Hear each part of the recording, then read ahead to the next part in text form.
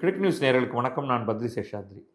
இன்றைக்கி technology heavy டே. இன்றைக்கி கொஞ்ச நேரத்துக்கு முன்னாடி தான் ஹைட்ரஜன் ஃபியூவல்னால் இயங்கக்கூடிய ரயில் ஒன்று புதிதாக இந்தியா அறிமுகப்படுத்துகிறது. அது ஜூலை 17 அன்று பிரதமர் அதை தொடங்கி வைக்கிறார். அது ஒரு 89 கிலோமீட்டர் உள்ள டிஸ்டன்ஸை அது ஒரு நாளைக்கு 4 முறை 2 முறை அப் அண்ட் டவுன் போயிட்டு வரும் அப்படின்னு சொன்னேன். இது நம்ம ஒவ்வொருவரையும் தொடக்கூடியது. E20 ஃபியூவல் இது என்ன அப்படிங்கிறத விரிவாக பார்த்துருவோம். இது ஒரு பெரிய சர்ச்சையை ஏற்படுத்தியிருக்கிறது. என்னென்ன சர்ச்சை அப்படின்னா, சமீப காலங்களில் இதில் ஆங்கில தொலைக்காட்சிகளெல்லாம் பெரிய டிபேட்டே நடக்கிற அளவுக்கு, சோஷியல் மீடியாவில் பெரிய அளவுக்கு பேசக்கூடியதாக இருக்கிறது. தமிழ்நாட்டில் ஒன்றும் யாரும் இதை பற்றி பெருசாக பேசவே இல்லை.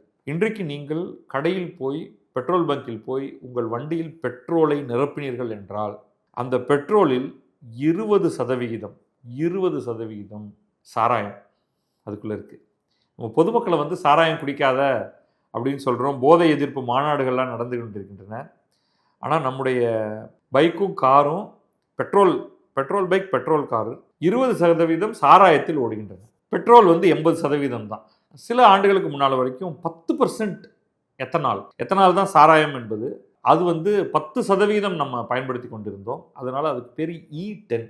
எத்தனால் 10%, அதுதான் அதுக்கு அர்த்தம். இப்பொழுது அது E20 ஆகிவிட்டது. எத்தனால் 20%. அந்த பெட்ரோல் நீங்கள் வாங்குகிற ஒவ்வொரு லிட்டர் பெட்ரோல்லையும் 800 ml மட்டும்தான் பெட்ரோல், 200 ml எத்தனால். இதோடைய விளைவு என்ன அப்படின்னா, பெரும்பாலான மக்கள் பொங்குறதுக்கு காரணம் 2 விஷயம். ஒன்று கொஞ்சம் சின்ன விஷயம், ஒன்று பெரிய விஷயம். பட் அதில் எக்ஸாஜரேஷனும் கலந்துருக்கு. முதல்ல இந்த வண்டிகளோட எஃபிஷியன்சி குறைகிறது. ரெண்டாவது, வண்டியோடைய சில பார்ட்டு டேமேஜ் ஆகுது. ஸோ இந்துவில் ஒரு கட்டுரை வந்திருக்கு, அதை முதல்ல பார்த்துருவோம். அதுக்கப்புறம் இந்த டெக்னாலஜிக்குள்ளே கொஞ்சம் ஆழமாக போவோம். ஸோ அரசு என்ன சொல்லியிருக்குன்னா, ஒத்துக்கிட்டு இருக்கு. ஆமாம், 3-5% மைலேஜ் குறையும். நீங்கள் பெட்ரோல் வண்டி பியூர் பெட்ரோல் போட்டு லிட்டருக்கு உங்களுக்கு 40 கிலோமீட்டர் கொடுத்துக்கிட்டு இருந்தா ஒரு பைக்கு 40-50 கிலோமீட்டர் கொடுத்துட்டு இருக்கு. 40ன்னு ஒரு கணக்குக்காக வச்சுக்கிறேன். அவங்க என்ன சொல்கிறாங்கன்னா, 40ங்கிறதுக்கு பதில் உங்களுக்கு இனிமேல் 38 தான் வரும். நீங்கள் ஒரு கார் ஓட்டுறீங்க, யூஸ்வலி ஊருக்குள்ளே கார் ஓட்டுறீங்கன்னா உங்களுக்கு ஒரு லிட்டருக்கு 10 கிலோமீட்டர் வந்தாலே பெருசு. 10 கிலோமீட்டர் வர்ற இடத்துல இனிமே உங்களுக்கு அது ஒரு 9.5 கிலோமீட்டர் தான் வரும். 10க்கும் 9.5க்கும் யாரும் பெருசாக கவலைப்பட மாட்டாங்க. என்னுடைய ஓன் கால்குலேஷன் சொல்லுது 7%. கவர்மெண்ட் சொல்கிறது 3-5% மைலேஜ் குறையும் என்று. ஆனால் ப்ராப்பர் கால்குலேஷன் என்ன சொல்லுதுன்னா 7% குறைகிறது. E20 பயன்படுத்தினீங்கன்னா 7% குறைகிறது. நான் இப்போ தான் கணக்கு போட்டு பார்த்தேன். பெட்ரோல் ஒரு லிட்டர் எடுத்துக்கிட்டிங்கன்னா அதில் எனர்ஜி கெப்பாசிட்டி 32 மெகா ஜூல்ஸ் இருக்குது. எத்தனால் எடுத்துக்கிட்டிங்கன்னா அதில் 21 மெகா ஜூல்ஸ் தான் இருக்குது. ரெண்டுத்தையும் மிக்ஸ் பண்ணி E20 உருவாக்கினீங்கன்னா அதுக்கு 29.8 மெகா ஜூல்ஸ், அதாவது 7% லெஸ் எஃபிஷியன்ட். அப்போ அதே தான், நம்ம கணக்கு அதே தான். ஒரு லிட்டர் கார் உங்களுக்கு 10-12 கொடுக்குது. 10 கொடுக்குறதுக்கு கணக்குக்காக வச்சுப்போம். 10 கிலோமீட்டர் கொடுக்குது என்றால் 9.3 தான் உங்களுக்கு இப்போ கிடைக்கும். ஒரு காலத்தில் நீங்கள் உங்களுக்கு பெட்ரோல்லேருந்து E10 மாறினதும் உங்களுக்கு தெரியாது, E20 மாறினதும் உங்களுக்கு தெரியாது. ஏன்னா நீங்கள் கடையில் போனீங்கன்னா அங்கே கிடைக்கிற பெட்ரோலுங்கிறது இது ஒன்று மட்டும்தான். ஈவன் நீங்கள் ப்ரீமியம் பெட்ரோல்னு சொல்லி போட்டாலும் கூட அங்கு கிடைப்பதும் E20 மட்டும்தான். அப்போ எதற்காக அரசு இதை செய்கிறது அப்படின்னா, அரசு சில காரணங்களை சொல்கிறது. ஏன் எத்தனாலை கலக்கிறீர்கள் அப்படின்னா, நாங்கள் எத்தனாலை கலக்கிறதுக்கான முக்கியமான காரணம் 2. ஒன்று, அந்நிய நாட்டின் மீது முழுமையாக ஒரு டிபெண்டன்சியை வைத்திருக்காதது. நம்ம நாட்டில் பெட்ரோலுக்கான, டீசலுக்கான, கச்சா எண்ணெய்க்கான வாய்ப்பே இல்லை. மிக மிக மிக குறைவு. அப்படி இருக்கும் பொழுது நம்ம எல்லாருக்கும் பெட்ரோலும் டீசலும் தேவைப்படுகிறது. அப்போ வேறு வழி இல்லாமல் நாம் வெளிநாடுகளிலிருந்து வாங்குகிறோம். நல்லா வாங்கிக்கிட்டு இருந்தோம். கல்ஃப்லேருந்து வாங்கிட்டு இருந்தோம். ஈவன் ஈரான்லேருந்து ஒரு காலத்தில் வாங்கியிருக்கோம். ரஷ்யாலேருந்து வாங்கியிருக்கோம். அப்போ இப்போ போர் ஒன்று வருது அப்படின்னா உடனடியாக பெட்ரோல் விலை மேலே ஏறி விடுகிறது. அப்போ நாங்கள் இன்னும் நிறையா பணம் கொடுத்து வாங்க வேண்டியிருக்கு. அதற்கு லோக்கல் சோர்சஸ் மூலமாக இதை வாங்கலாமா அப்படிங்கும் பொழுது தான் இந்த பெட்ரோலில் எத்தனாலை கலப்பதுங்கிறது வருது. எத்தனால் என்பது எங்கிருந்து வருகிறது? நம்ம ஊரை பொறுத்தவரைனா கரும்பு சக்கை, மொலாசஸ், கரும்பிலிருந்து பிழிந்து எடுத்த சாறு பிழிந்து எடுத்ததற்கு பிறகு அதை காய்ச்சி அதிலிருந்து சர்க்கரை செய்வோம். அந்த சர்க்கரை செய்தது போக மீதி இருக்கக்கூடிய அந்த அடிவண்டல் மொலாசஸ், அதிலிருந்து நம்ம வந்து இந்த எத்தனால் அப்படிங்கிறத தயாரிப்போம். அப்படித்தான் வந்து குடி சாராயம் அதிலிருந்து தான் பெருமளவும் தயாரிக்கப்படுகிறது. அதை குடிப்பதற்கு பதில் அதை பெட்ரோலோட கலந்து டேங்க்ல போட்டுருவோம்ப்பா அப்படின்னு தான் அரசு சொல்லுது. மேலும் அரசு வந்து இந்த எத்தனால் தயாரித்து கொடுப்பவர்களுக்கு நல்ல கணிசமான காசு கொடுக்குது. அந்த காசை வந்து குறைக்க விரும்பல. இன்னைக்கு வந்து ப்ரொக்யூர்மெண்ட் பிரைஸ் என்ன சொல்றாங்க அப்படின்னா, சுமார் 70 ரூபாய்க்கு மேல 70 ருபீஸ் பர் லிட்டர் கொடுக்குறாங்க. அதுக்கு பிறகு அவங்க வந்து டிரான்ஸ்போர்ட்டேஷன், ஸ்டோரேஜ் எல்லாம் போட்டு கடைசியா இங்க நம்ம பெட்ரோல் ரெகுலர் கச்சா எண்ணெயிலேருந்து உற்பத்தி செய்யக்கூடிய பெட்ரோலோட அதை கலந்து ரேட் வந்து அதே 100 ரூபா 90 ரூபாயிலேருந்து 110 ரூபாய்க்குள்ள ஏதோ ஒரு ரேட்ல அவங்க கொடுத்துட்டு இருக்காங்க. எங்களுக்கு மைலேஜ் குறையுதியா, அதனால நீங்க வந்து எத்தனால் பிளெண்டட் E20 எங்களுக்கு குறைச்ச விலையில கொடுங்க அப்படின்னா அதை அரசு கேட்க தயாராக இல்லை. ரெண்டாவது, நமக்கு சாய்ஸ் கிடையாது. பின்னாடி நம்ம பிரேசில் நாட்டில் என்ன நடக்குதுன்னு பார்ப்போம். இப்போ நீங்கள் கடைக்கு போய் நான் காசு அதிகமாக தரேன், எனக்கு எத்தனால் வேண்டாம், எனக்கு வந்து 100% பியூர் பெட்ரோல் கொடுங்க அப்படின்னா கிடையாது. கடையில் வந்து பெட்ரோல்னு அவன் சொல்கிறதே E20 தான். இந்த பிரச்சனை வந்து பெருசாக ஓடிட்டு இருக்கு. பல பேர் வந்து இணையத்தில் என்னுடைய வண்டி வீணாக போயிடுச்சு அப்படின்லாம் போடுறாங்க.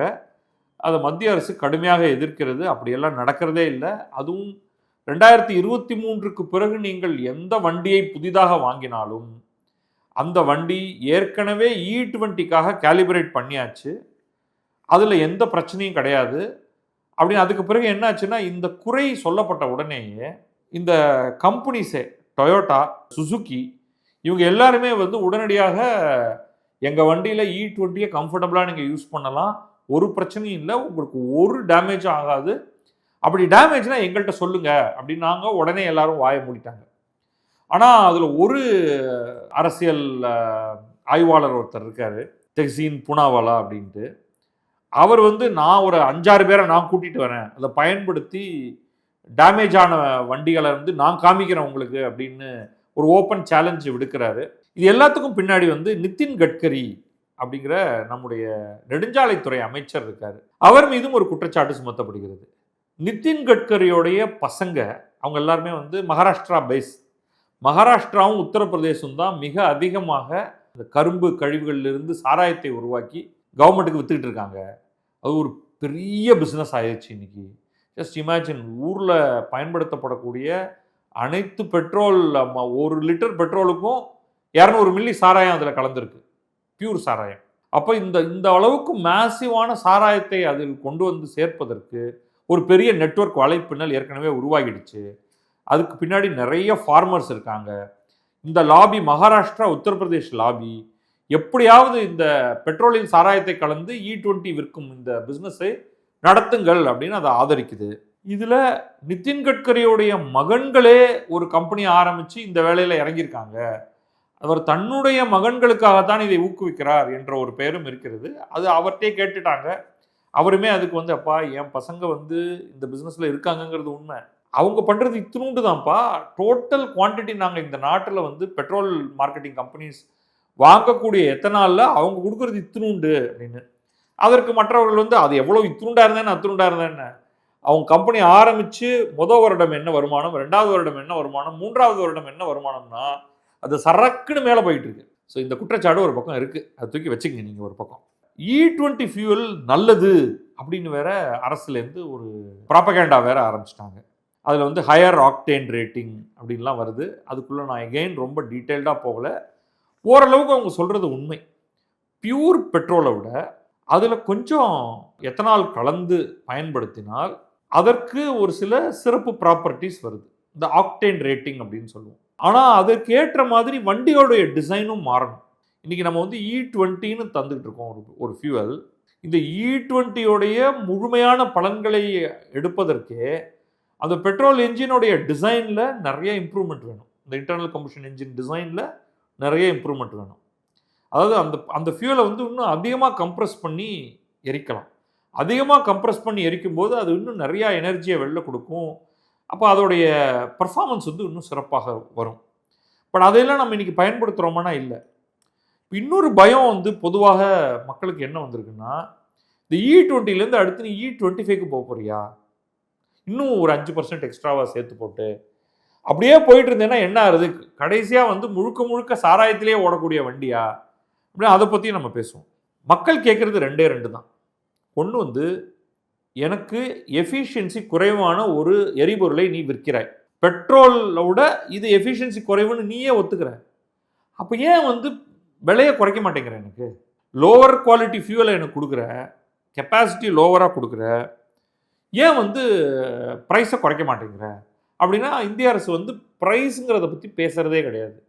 இதுக்கு நம்ம பிரேசிலோட உதாரணத்தை கடைசியாக பார்ப்போம். ரெண்டாவது, பழைய வண்டிகளுடைய நிலை.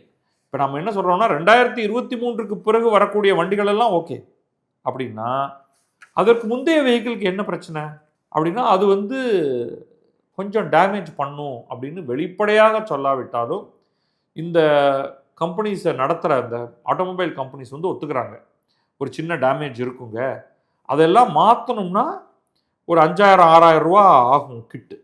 நீங்கள் வண்டியை கொண்டு போய், என்னோட வண்டி 2020 வாங்கினது 2015 வாங்கினது இன்னும் ஓட்டிகிட்டு இருக்கோம், பைக்கோ அல்லது காரோ இன்னும் நம்ம ஓட்டிகிட்டு இருக்கோம். இதை வந்து E20 ஃபியூவலுக்கு ஏற்ற மாதிரி கொஞ்சம் அந்த டியூப்பில் கொஞ்சம் சேஞ்சஸ் பண்ணுங்கள், இங்கே கொஞ்சம் சேஞ்ச் பண்ணி கொடுங்க அப்படின்னா அவன் ஒரு காஸ்ட் கொடுக்க போகிறான். ரொம்ப இல்லைனாலும் மக்களுக்கு இது காஸ்ட், அதுக்கு யார் காசு தரப்போகிறா அப்படிங்கிற இந்த கோபம் வந்து மக்கள்கிட்ட நிறையா இருக்குது. அரசு அதுக்கு தெளிவாக பதில் சொல்லாமல் ஒரு மாதிரி டாட்ஜ் பண்ணிகிட்ருக்கு. ஸோ இதை வந்து நம்ம எப்படியெல்லாம் அணுகிறது அப்படின்னு பார்த்தா, என்னுடைய பாயிண்ட் ஆஃப் வியூ ஒரு ஒரு நல்ல டீட்டெயில்டான ஒரு ஆர்டிக்கிள் இந்தியன் எக்ஸ்பிரஸில் வந்திருக்கு. நான் அதை எல்லாமே வரி வரிக்கு சொல்ல போகிறதில்ல, சில கருத்துக்களை மட்டும் நான் எடுத்துகிட்டு சொல்கிறேன். என்னுடைய தனிப்பட்ட கருத்து என்னென்னா, இந்தியாவுக்கு தன்னிறைவு வேண்டும். தன்னிறைவு நம்மளால் பெட்ரோலில் அடைய முடியாது. அப்போ க்ளோசஸ்ட் ஈக்குவலண்ட் வந்து இந்த E20 மாதிரியான தொழில்நுட்பம் தான். இந்த E20ங்கிறது நாளைக்கு E30, E40, E50 என்றெல்லாம் போகலாம், தவறு இல்லை. அந்த பாயிண்ட்டுக்கு நான் கடைசியாக வரேன். ஆனால் அதில் ரொம்ப கேர்ஃபுல்லாக ஒரு காரியம் பண்ணணும். புதிதாக வரக்கூடிய வண்டிகளால் தான் ஹையர் எத்தனால் கண்டென்ட்டை ஹேண்டில் பண்ண முடியும். அப்போ பழைய வண்டிகள் நாட்டில் இருக்கும் வரை நீங்கள் சாய்ஸே கொடுக்காம பெட்ரோல்னா E20 தான், இஷ்டம் இருந்தால் வாங்க என்ற மாதிரியாக இந்திய அரசு நடந்து கொள்வது, அதில் நம்ம வந்து ஸ்ட்ரெயிட்டாகவே நிதின் கட்கரியையும் நரேந்திர மோடியையும் குற்றம் சொல்ல வேண்டும். ஒரு டிபேட் கிடையாது. ஒரு ஹால்மார்க் ஆஃப் இந்த பாரதிய ஜனதா அரசு என்னென்னா, மக்களை தொடக்கூடிய பல விஷயங்களை அவர்கள் மக்களோடு கலந்து பேசுவதே கிடையாது. ஒரு பேட்டர்னலிஸ்டிக் அப்படின்னு சொல்லுவோம். நான் உன் அப்பாடா, நான் உனக்கு சொல்கிறேன் கேட்டுக்கோ, எல்லாம் சரியாக இருக்கும், போ, இதெல்லாம் ஆர்கியூ பண்ணாத, உனக்கு என்ன தெரியும், சின்ன பையன் நீ, போயிட்டே இரு என்று சொல்லக்கூடிய ஒரு குணம் மட்டும்தான் இருக்குது. மக்கள்கிட்ட பேசுறது அப்படிங்கிறது வந்து தவறில்லை. அதுவும் நிதின் கட்கரி வந்து இதெல்லாத்தையும் இக்னோர் பண்ணுறாரு, டிஸ்மிஸ் பண்ணுறாரு. நரேந்திர மோடி இதை பற்றி கவலைப்படுறதே கிடையாது. நீங்கள் ஊராக போகிறீங்க, நாட்டுக்கு நல்லது பண்ணுறீங்க, ஆனால் இந்த மாதிரியான சின்ன சின்ன பிரச்சனைகள்லாம் உங்கள் கட்சிக்கும் ஆட்சிக்கும் ஒரு பெரிய அவப்பெயரை ஏற்படுத்தி கொண்டிருக்கிறது. என்ன தனிப்பட்ட முறையில் கேட்டிங்கன்னா E20 வந்து ஒன்றும் கெடுதல்லாம் இல்லை, ஆனால் அதை நீங்கள் சொல்ல வேண்டிய ஒரு விதம்னு ஒன்று இருக்கு இல்லையா? அப்போ சரி, அடுத்தது சாய்ஸ் கொடுங்க அப்படின்னு சொல்கிறோம். E20 இருக்குது, நான் E20 ஃபியூயல் இருக்குது. நம்ம அதை வந்து பெட்ரோல் P அப்படின்னு சொல்லுவோம். P E20. நீ கடையில் போய் நீ P வாங்கிக்கோ, E20 வாங்கிக்கோ. அப்போ ஆயில் மார்க்கெட்டிங் கம்பெனிஸ் இன்னொரு டிஸ்பென்சர் அங்கே போட்டாங்க. நீங்கள் அந்த பெட்ரோல் டேங்க் ஃபில்லப் பண்ணுறதுக்கு அந்த கன் மாதிரி இருக்கு இல்லையா, அது ஒன்று இருந்தால் போதாது. பெட்ரோலுக்கு இப்போ பார்த்தீங்கன்னா 3 இருக்கும் யூஸ்வலாக, petrol, diesel, some premium petrol அப்படின்னு வச்சுருப்பாங்க. இப்போ நீங்கள் 4 வைக்கணும், ஒவ்வொரு பிளெண்டுக்கும் ஒரு வைக்கணும். பெட்ரோல் அப்படின்னா அதில் 0 எத்தனால் கலந்துருக்கு, E10, E20, நாளைக்கு E30 வந்தால் E30. அப்போ டப்பாவாக பக்கத்தில் சேர்த்துக்கிட்டே போகணும், மல்டிபிள் டேங்க்ஸ் கீழே இருக்கணும். இப்போ பெட்ரோல் டிஸ்பென்சிங், பெட்ரோல் பங்க் எல்லாமே அவங்களுடைய டெக்னாலஜி, அவங்களுடைய சேமிப்பு எல்லாத்தையுமே மாற்றணும். அதுக்கு அவங்க தயாராக இல்லை. இப்போ கடைசியாக என்ன பண்ணிடுறாங்க, இந்த பாவப்பட்ட சாதாரண குடிமகன் மீது எல்லாத்தையும் சுமத்திடுறாங்க. உனக்கு வண்டியில் பிரச்சனையா, நீ தான் பார்த்துக்கணும், நீ தான் அந்த கிட்டை மாற்றிக்கணும், நீ தான் டியூப்பை மாற்றிக்கணும், நீ தான் இதை மாற்றிக்கணும், நீ தான் அதை மாற்றிக்கணும். நாங்கள் கொடுக்குற பெட்ரோல் வந்து கொஞ்சம் E20 வந்து கொஞ்சம் எஃபிஷியன்சி குறைவு தான், அதை நீ தான் வச்சுக்கணும், ஆனால் நான் விலையை குறைக்க மாட்டேன் அப்படின்னு சொல்லும்பொழுது தான் மக்களுக்கு கடுப்பு வருது. இது வந்து இந்த அனில் சசி வந்து அழகாக எக்ஸ்பிளைன் பண்ணுறாரு டுவர்ட்ஸ் எண்ட், எப்படி பிரேசில் இதை எதிர்கொண்டது அப்படின்ட்டு. நம்ம அதுலேருந்தும் நம்ம வந்து பெரிய அளவுக்கு புரிதலை ஏற்படுத்திக்கல. பிரேசில் எடுத்துக்கிட்டிங்கன்னா, பிரேசில் என்ன பண்ணுதுன்னா உங்களுக்கு வந்து என்னென்னலாம் அவங்க ஆஃபர் பண்ணுறாங்க அப்படின்னு பார்ப்போம். பிரேசிலில் வந்து 1970களிலேருந்தே இதை பற்றி கவனமாக பார்க்க ஆரம்பித்தாங்க. என்னென்னா அவங்களும் வந்து சாலிட் சுகர் நாடு. அந்த நாட்டிலையும் வந்து கரும்பு பயிர் பண்ணி அவங்க சர்க்கரையை நிறையா உற்பத்தி பண்ணக்கூடியவர்கள். அவர்களுக்கும் வந்து உங்களுக்கு நிறைய அதோடைய பயோஃபியூவல் அப்படிங்கிற ஒரு திங்கிங்கை வந்து அவங்க அப்போவே அதை பற்றி யோசிக்க ஆரம்பிச்சிட்டாங்க 1970களிலேருந்து. அவங்க இன்றைக்கி வந்து டிப்பிக்கலி அவங்க இன்றைக்கி கடையில் என்ன விற்கிறாங்கன்னா 3 விதமான இதை விற்கிறாங்க. ஒன்று வந்து பியூர் பெட்ரோல், இன்னொன்று பியூர் எத்தனால் 27லேருந்து 35%, அதாவது E27 to E35 mix. So 3 blended, அதாவது அவங்க வந்து E20 இல்லை, E20, E7, E35 வரைக்கும். ஸோ அது E30ன்னு சுமாராக வச்சுப்போம். அந்த அளவுக்கு, அதாவது ஒரு கிட்டத்தட்ட 1/3 எத்தனாலும் 2/3 பெட்ரோலும் கலந்த மிக்ஸ். ஆனால் அது எல்லா கார்லையும் போட்டால் அந்த கார் ஓடாது. ப்ளஸ் இன்னொன்று என்ன பண்ணுறாங்கன்னா, இந்த பிளெண்ட் இருக்கு இல்லையா, இந்த பிளெண்டட் பெட்ரோலுக்கு விலை குறைச்சி லிட்டருக்கு. அப்போ நீங்கள் புதுசாக ஒரு கார் வாங்கினீங்கன்னா அது வந்து E20 ஆர் E30 எனேபிள்டு அப்படின்னு வச்சுக்கோங்க. நீங்கள் தைரியமாக போய் அதில் போய் நீங்கள் வந்து இந்த பிளெண்டட் எத்தனால் பெட்ரோல் மிக்ஸை நீங்கள் போட்டுக்கலாம். லிட்டருக்கு அது காசு குறையுது. அப்போ மக்கள் வந்து புது கார் வாங்குறவங்க அதை பயன்படுத்துறதுக்கு விருப்பத்தோடு இருப்பாங்க. அதே இதுலேயே நீங்கள் பியூர் பெட்ரோலையும் நீங்கள் போட்டுக்கலாம், உங்கள் இஷ்டம். நீங்கள் என்ன போடுறீங்களோ அதுக்கு நீங்கள் காசு கொடுக்குறீங்க, அதுக்கேற்ற மைலேஜ் உங்களுக்கு வருது. இதோடைய எக்ஸ்ட்ரீம் வந்து 100% எத்தனாலில் இயங்கும் வண்டிகளை அந்த நாட்டில் உருவாக்கி இருக்கிறார்கள், அல்லது வெளியிலேயே கார்களை உருவாக்கி விற்கக்கூடிய நாடுகள், கம்பெனிகள் பிரேசிலுக்காக முழுக்க எத்தனால் E100 இயங்கும் வண்டிகளை கொடுக்கிறார்கள். E100 ஃபியூவல் எடுத்துக்கிட்டிங்கன்னா அது வந்து 25லேருந்து 35% லோ ப்ரைஸில் கொடுக்குறாங்க, லோவர் ப்ரைஸில். பெட்ரோல் 100 ரூபானா ஒரு உதாரணத்துக்கு, இது வந்து உங்களுக்கு 65லேருந்து 75 ரூபா ரேட்டில் உங்களுக்கு எத்தனால் கிடைக்குது. அப்போ நீங்கள் வந்து விரும்பி அதை வாங்குவதற்கு தயாராக இருக்கிறீர்கள், ஆனால் அது லோவர் மைலேஜ் தான் கொடுக்கும். அதை நான் உங்களுக்கு ஏற்கனவே சொன்னேன். பெட்ரோல் 1 லிட்டர் உங்களுக்கு என்ன கொடுக்குதோ அதை விட 30% லோவர் மைலேஜ் தான் எத்தனால் கொடுக்கும். ஆனால் ப்ரைஸும் 30% லோவர். உங்களுக்கு கடைசியாக நீங்கள் வந்து you are not losing anything. என்ன, எத்தனால் லோக்கலி மேனுஃபேக்சர்ட், உள்ளூர், வெளிநாட்டுக்கு போக வேண்டிய அவசியம் கிடையாது. திடீர்னு பெட்ரோல் விலை ஏறினாலும் எத்தனால் விலை ஏறணுங்கிற அவசியம் இல்லை. அதுதான் அவங்களுடைய அட்வான்டேஜ். அதனால தான் வந்து அங்கே பெரிய அளவுக்கு எத்தனாலை வந்து அவங்க பயன்படுத்துகிறாங்க. அண்ட் விதவிதமான பிளெண்ட் அங்கே கிடைக்குது. ஒவ்வொரு பிளெண்டுக்குமான காஸ்ட் வேறையாக இருக்குது. இப்போ பாருங்கள், 1980களிலேயே, நம்ம இப்போ தான் அதை பற்றி பேசிக்கிட்டு இருக்கோம், 2020களில் பேசிக்கிட்டு இருக்கோம். 1980களிலேயே 10க்கு 9 கார்கள் எத்தனாலில் மட்டுமே ஓடக்கூடியவையாக இருந்தனன்னு சொல்கிறாங்க. ஆச்சரியமாக இருக்குது. எப்போ? 1980களில். பெட்ரோல் பங்குக்கு போகும்பொழுது அவங்களுக்கு மல்டிபிள் ஆப்ஷன்ஸ் இருக்குது. இந்தியா அதை தவற விட்டது, ஆப்ஷன்ஸ் கொடுக்கல. முழுக்க எத்தனாலில் இயங்கக்கூடிய கார்களை அவர்கள் உருவாக்கவில்லை. அப்போ ஃபியூவல் ஷாக்காக அது ஹேண்டில் பண்ணியிருக்கலாம். 10க்கு 9 கார், அது யோசிக்கும் பொழுதே ரொம்ப ஆச்சரியமாக இருக்குது. இன்னொன்று வந்து இந்தியாவை பொறுத்த வரைக்கும் எப்போவுமே இந்த நம்ம வந்து மைலேஜ் எவ்வளோ தருது, லிட்டருக்கு எவ்வளோ தருது அப்படின்னே கேட்டு பழகிட்டோம்.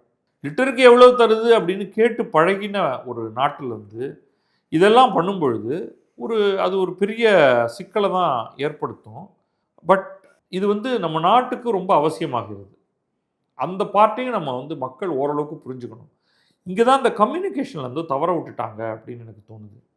மக்கள்கிட்டயே நேரடியாக பேசி, பார்த்தீங்களா நம்ம வந்து பெட்ரோலுக்கு எவ்வளோ தூரத்துக்கு நம்ம அந்நிய நாடுகளை நம்பி இருக்கோம், அந்நிய செலாவணி எவ்வளோ வீணாகுது, நம்முடைய விவசாயிகளுக்கு நம்ம வந்து காசு போகிற மாதிரி செய்வோம், அவர்களுடைய வாழ்வு செழிப்படையட்டும், அதனால் நம்ம வந்து எத்தனால் அவர்களிடமிருந்து பெற்று பிளெண்ட் பண்ணி அதை நம்ம பயன்படுத்துவோம், அவர்களும் நன்றாக இருக்கட்டும் அப்படின்னு. இதில் ஒரே ஒரு சேலஞ்ச் இருக்குது. இது வந்து வாட்டர் கசிலிங் கிராப். இந்தியாவில் இருக்கக்கூடிய எல்லா மாநிலங்களிலும் இதை தயாரிக்க முடியாது. இதெல்லாம் மனசில் வச்சுக்கணும். இதில் இன்னும் சில டேஞ்சர்லாம் இருக்குது.